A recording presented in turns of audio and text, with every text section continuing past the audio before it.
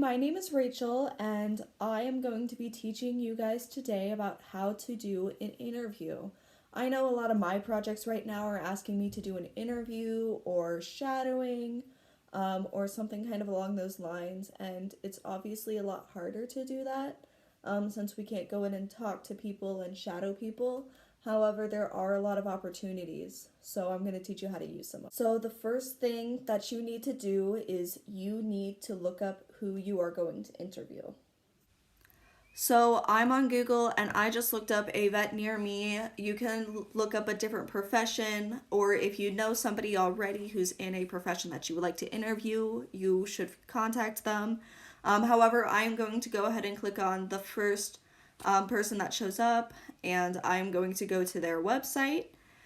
And when I'm on their website, I can see that they have their email posted right there. So I am going to go ahead and use that and contact them through that email. An important thing when you're contacting people is to have a well-written email. So what you're going to do is I have attached an email below, just kind of a sample email. All the parts that are highlighted I would suggest you change. However, you can write your own email. Just some things to keep in mind. You should address people by their proper prefix, whether that's Dr., Mr., or Ms.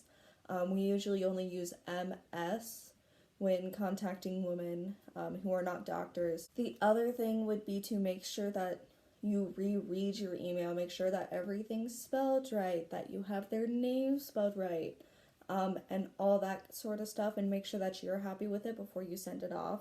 When you are setting up a video meeting with somebody, make sure that you are, if you're calling them, make sure that you call them pretty punctually. It should be at the time that you discussed or only like a minute or two after.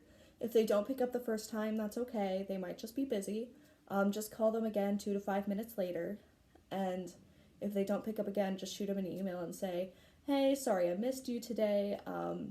Is there any, I'm sure you were busy. Is there any other time that we could get in contact with each other? And we're looking at things like Zoom. Make sure that you both get on the server and then you meet up. So make sure that you're on a couple minutes early. Generally 2 is a good choice. When you're phone calling, it's the same thing as when you're video calling. So just listen to that part again if you're having questions. If you are emailing somebody, just list your questions and feel free to follow up.